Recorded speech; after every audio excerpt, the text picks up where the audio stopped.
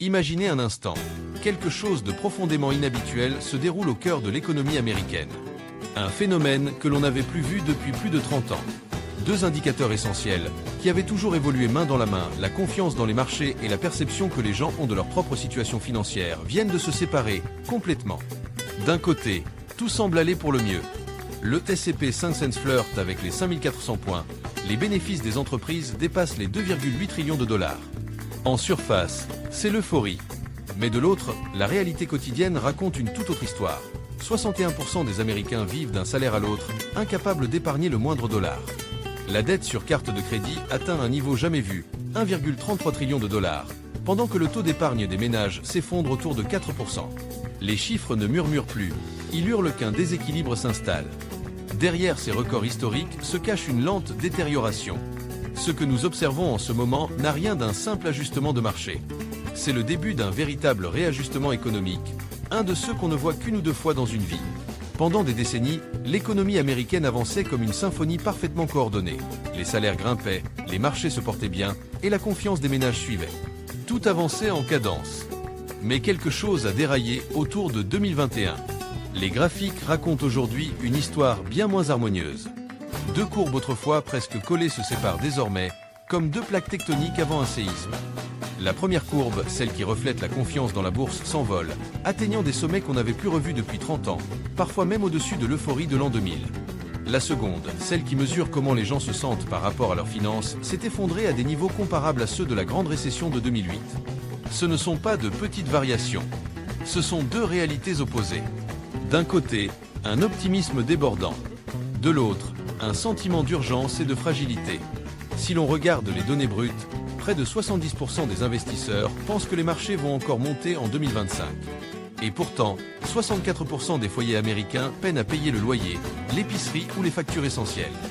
La dette sur carte de crédit vient de battre un nouveau record absolu. Et pendant ce temps, le S&P 500 continue de battre des records presque chaque semaine. Ce paradoxe, une Amérique financièrement euphorique alors que la population s'épuise, révèle une fracture profonde. C'est un pays où la richesse sur le papier gonfle, mais où la vie réelle se contracte.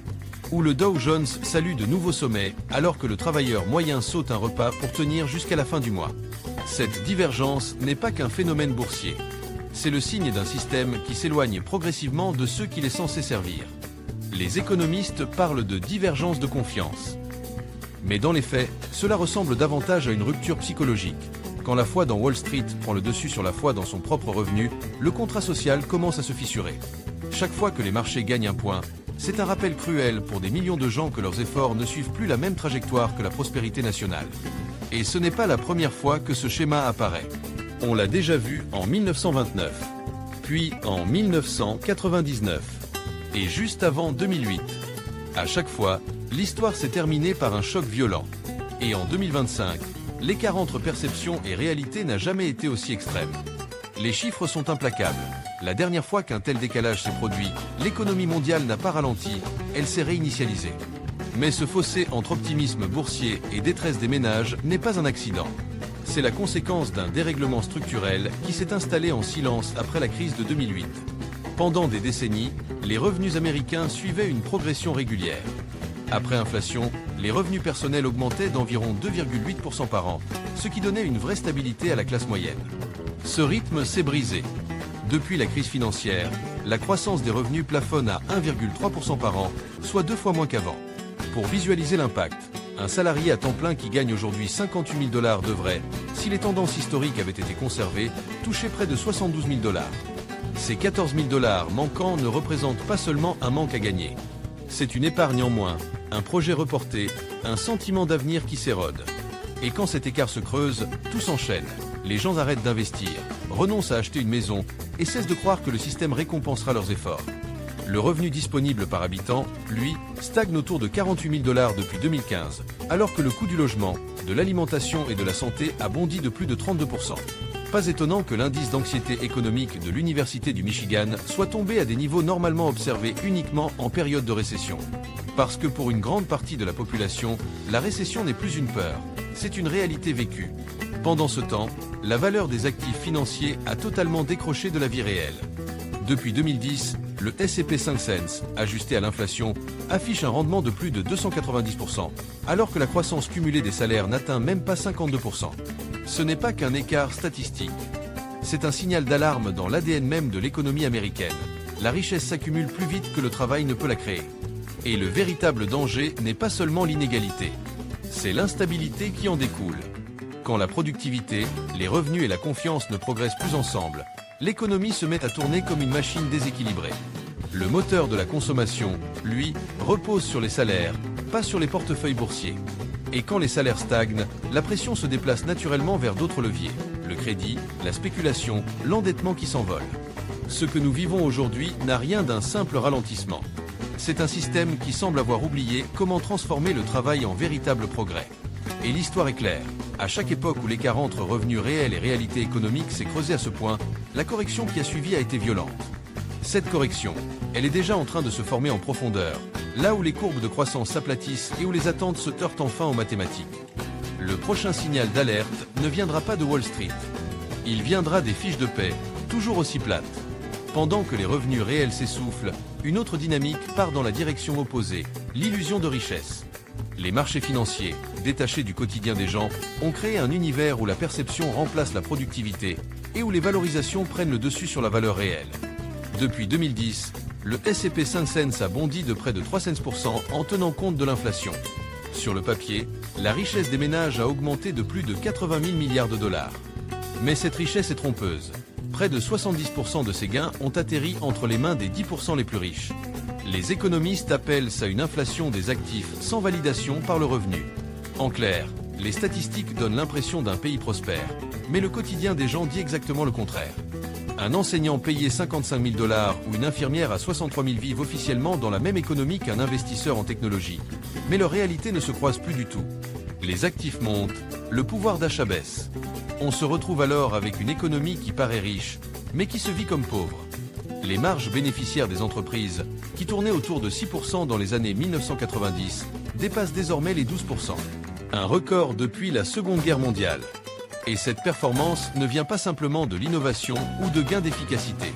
Une grande partie provient de la compression salariale, du transfert des coûts vers les consommateurs et de la désinflation mondiale. Autrement dit, les entreprises ne gagnent pas plus parce que les travailleurs produisent davantage, mais parce que ces travailleurs touchent une part de plus en plus faible de ce qu'ils génèrent. Cette divergence nourrit un nouveau type de fragilité. Les marchés dépendent désormais de flux continus de liquidités, taux d'intérêt bas, rachats massifs d'actions, capitaux spéculatifs. Rien que pour 2023, les entreprises américaines ont racheté 920 milliards de dollars de leurs propres actions, très souvent grâce à de la dette bon marché. Le système s'auto-alimente. Il crée des rendements totalement déconnectés de la croissance réelle de la productivité, qui stagne autour de 1,5% par an depuis 2010. Les revenus stagnent, les actifs explosent. C'est une structure incapable de tenir l'équilibre.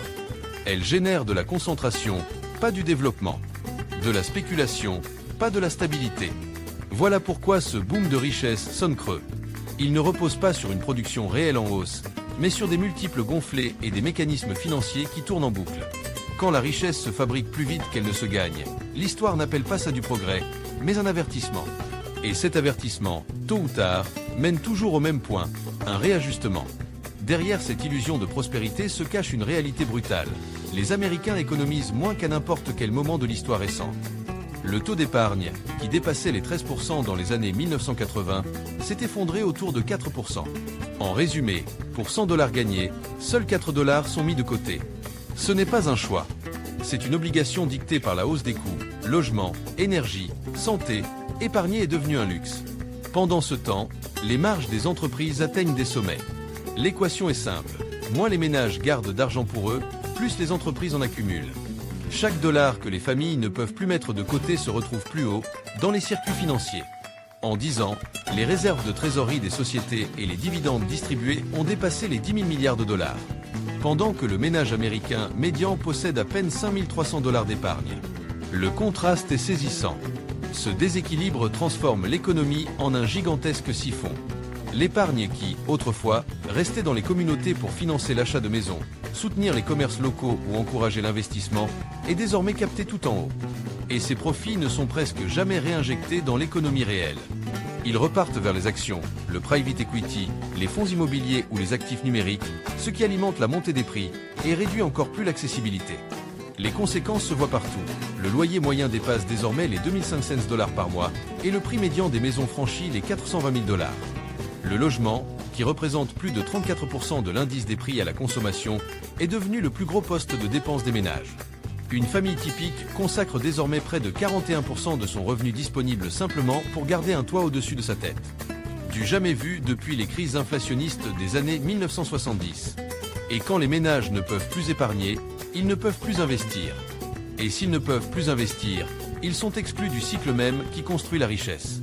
C'est ainsi que l'inégalité se perpétue, pas seulement à cause de comportements, mais à cause des chiffres mêmes.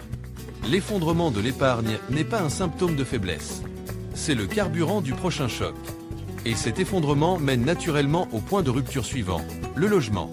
Ce qui était autrefois le pilier de la stabilité américaine est devenu son plus grand risque.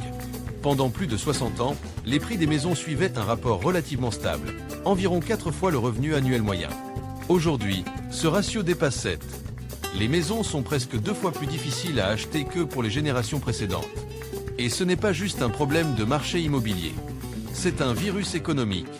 Le logement absorbe désormais plus d'un tiers de toutes les dépenses des consommateurs, un record absolu. Entre 2012 et 2024, les prix médians des maisons ont bondi de 126%, alors que les revenus médians n'ont progressé que de 41%. Résultat, une génération entière est mise sur la touche. 61% des locataires de moins de 40 ans pensent qu'ils n'auront probablement jamais leur propre maison. Le marché n'est plus alimenté par des familles. Il est dominé par la finance. Depuis 2020, des investisseurs institutionnels, armés de milliards de capitaux, ont acheté près d'un quart des maisons individuelles vendues dans les grandes villes. Et ils ne les habitent pas. Ils les remettent en location, aux mêmes ménages qui n'ont plus les moyens d'acheter. Ce qui était le chemin vers l'indépendance est devenu un cycle de dépendance. Imagine un instant l'impact psychologique de tout ce qui se passe. Pendant des décennies, devenir propriétaire, c'était plus qu'un simple achat. C'était le socle de la classe moyenne, une protection contre l'inflation, un moyen de transmettre de la valeur et surtout un symbole d'avancement. Aujourd'hui, ce même rêve est devenu un test d'exclusion. Avec des taux immobiliers qui flirtent avec les 7,2% du jamais vu depuis 20 ans et des taxes foncières qui grimpent en parallèle, même ceux qui ont réussi à acheter se retrouvent coincés plutôt que rassurés. Et ce poids de l'immobilier ne s'arrête pas là. Il agit comme un amplificateur silencieux des inégalités. Au lieu de permettre aux ménages d'épargner, il les force à consacrer une part croissante de leurs revenus à simplement tenir le coup. Résultat, de moins en moins de gens peuvent participer à la construction de richesses. Chaque hausse de prix enrichit les propriétaires, tandis que les locataires, eux, supportent les coûts sans profiter des bénéfices. À force, on se retrouve avec un système qui se mord la queue. C'est la quête d'un toit qui alimente l'inflation qui rend ce toit inaccessible. On n'assiste pas à un boom immobilier, mais à une boucle économique qui approche de son point de rupture. Et quand ce qui est censé nous protéger se transforme en fardeau, ce n'est pas seulement le marché qui se fissure.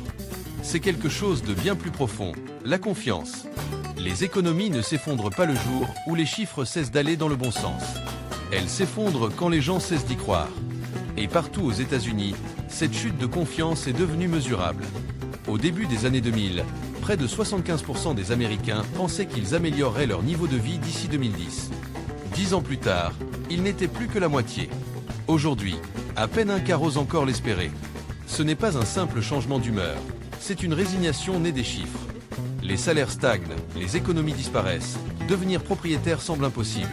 Mais le coût de vivre, lui, continue de grimper. Les indices de confiance des consommateurs sont revenus au niveau observé pendant la crise de 2008. La différence, cette fois, c'est qu'il n'y a pas de crash spectaculaire, juste une lente érosion du quotidien. Pendant ce temps, la concentration des richesses atteint un niveau qu'on n'avait plus vu depuis 1929. Les 0,1% les plus riches détiennent désormais plus de 20% de toutes les richesses du pays, un niveau qu'il fallait une révolution industrielle pour atteindre autrefois. A l'inverse, la moitié des Américains ne possèdent aucun actif financier.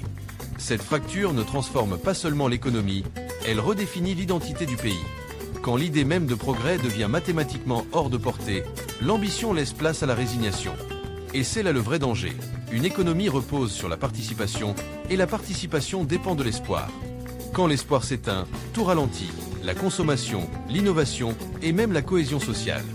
Ce qui ressemble à de la stabilité n'est parfois qu'une stagnation maquillée.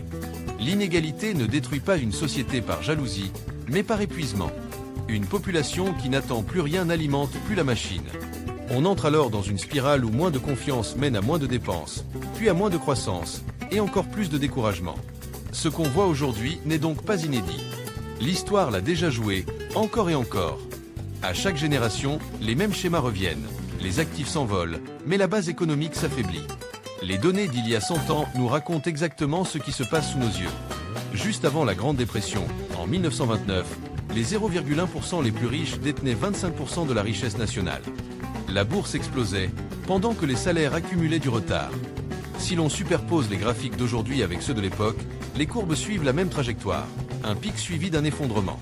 À un moment, la divergence entre capital et travail devient si grande que le système se réajuste, non pas parce que l'opinion change, mais parce que les mathématiques l'imposent. Entre 1929 et 1932, la valeur des actions s'est effondrée de près de 90% et la production industrielle a chuté de presque la moitié. Pourtant, ce choc n'a pas seulement engendré du chaos, il a aussi déclenché une redistribution forcée qui a redéfini l'économie pour plusieurs décennies. Et étonnamment, ce rééquilibrage a été alimenté par un facteur inattendu, la fiscalité. Dans les années 1910, l'impôt sur les sociétés était quasi inexistant. À la fin des années 1930, il dépassait 40%. Une hausse brutale, mais indispensable, car le système devait réduire la pression avant de pouvoir se stabiliser. Et quand les impôts ont augmenté, les inégalités ont commencé à reculer.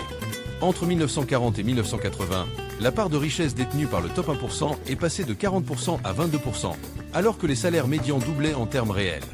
C'était un ajustement douloureux, mais qui a restauré un lien logique entre la valeur créée et la rémunération obtenue. Puis est venu le virage des années 80, l'ère de la déréglementation, des baisses d'impôts et de la montée fulgurante de la finance. Le taux maximal d'imposition des entreprises, autrefois au-dessus de 45%, a été réduit progressivement jusqu'à atteindre 21%, son niveau le plus bas depuis les années 1930. L'idée était de libérer l'innovation. Et dans une certaine mesure, ça a fonctionné. Mais cela a aussi rallumé les mêmes forces qui avaient fracturé le système un demi-siècle plus tôt. À mesure que la fiscalité diminuait, les marges des entreprises explosaient. En 2024, elles atteignaient presque des niveaux records. Mais cet argent n'a pas servi à augmenter les salaires ou à renforcer l'économie réelle. Il a été utilisé pour racheter des actions, financer des acquisitions ou alimenter des paris financiers. Depuis 1982, plus de 17 000 milliards de dollars ont été dépensés par les entreprises pour acheter leurs propres titres, de l'argent qui, autrefois, aurait servi à embaucher, investir ou innover. À court terme, tout cela a fait grimper les valorisations. Mais à long terme, cela a créé une économie creuse. Les bénéfices par action augmentent pendant que la productivité stagne, autour de 1,4% par an. Le capital se met à tourner sur lui-même, générant de la richesse sans créer de valeur. Peu à peu, les États-Unis sont passés d'une économie industrielle à une économie financière. Les bilans comptables ont pris plus d'importance que les usines. La richesse s'accumule plus vite que le travail ne peut suivre, et pendant que les actifs s'apprécient, les occasions de progresser se raréfient. Avec des taux bas et une fiscalité minimale, le cadre parfait pour concentrer les richesses était en place. Aujourd'hui, les 10% les plus aisés contrôlent presque 89% de la richesse boursière, contre 67% à la fin des années 80. Pendant ce temps, le salaire médian réel n'a augmenté que de 42 $ par semaine sur plus de 30 ans. L'histoire racontée par ces chiffres est simple. L'économie ne redistribue plus, elle absorbe. Ce qui devait encourager la croissance est devenu un mécanisme qui dépend de l'inégalité pour fonctionner. Et chaque fois que ce modèle s'est imposé dans le passé, profit immense, salaire étouffé et politique passive, le résultat a été le même, un reset. Aujourd'hui, les signaux ne murmurent plus, ils hurlent. La sphère financière continue de gonfler, mais l'économie réelle s'essouffle. La productivité corrigée de l'inflation atteint à peine 1%, un plus bas depuis plus de 60 ans. Pendant ce temps, la dette fédérale dépasse les 38 000 milliards de dollars, augmentant d'environ 1 trillion tous les 100 jours. Ces trajectoires ne peuvent pas coexister éternellement. Elles finissent par se rencontrer, violemment. Ce que nous vivons n'est ni une récession, ni une expansion. C'est une distorsion. Les marchés s'envolent alors que la production réelle stagne. La capitalisation boursière représente désormais plus de 185% du PIB, un niveau supérieur au sommet de 2000 ou 2008. Et chaque fois que ce ratio est resté au-dessus de 150%, un choc majeur a suivi. Pourtant, au lieu d'alerter, on célèbre ces records. Les banques centrales injectent des liquidités pour calmer les turbulences, mais chaque intervention alimente la dépendance. C'est une dynamique qui, mathématiquement, ne peut pas durer. Depuis 2020, le pouvoir d'achat du dollar a reculé de 17%, tandis que les prix de l'alimentation, de l'énergie et du logement ont bondi de 28%. Mais comme les entreprises répercutent ces hausses sur les prix, leurs profits battent des records, donnant l'illusion que tout va bien. Ce n'est pas de la résilience, c'est de l'extraction. Le même processus qui gonfle l'apparence de solidité accélère la dégradation en dessous. Chaque empire économique, Rome, le Royaume-Uni, le Japon des années 80 a rencontré le même mur. Quand la richesse s'accumule plus vite qu'elle ne circule, la contraction devient inévitable. Pas besoin de panique, les chiffres s'en chargent. Et c'est exactement là où se trouve l'Amérique aujourd'hui. L'écart entre les actifs financiers et l'économie réelle est au plus haut. Les revenus ne progressent plus assez vite et les valorisations ne peuvent pas rester gonflées indéfiniment. Le reset peut prendre plusieurs formes, inflation, taxation, chute des marchés, mais toutes conduisent au même point. L'excès finit toujours par se corriger. Nous sommes à un moment où l'illusion de croissance infinie s'estompe. Les indicateurs convergent vers une réalité qui ne se présentera jamais en douceur. Les signes sont partout.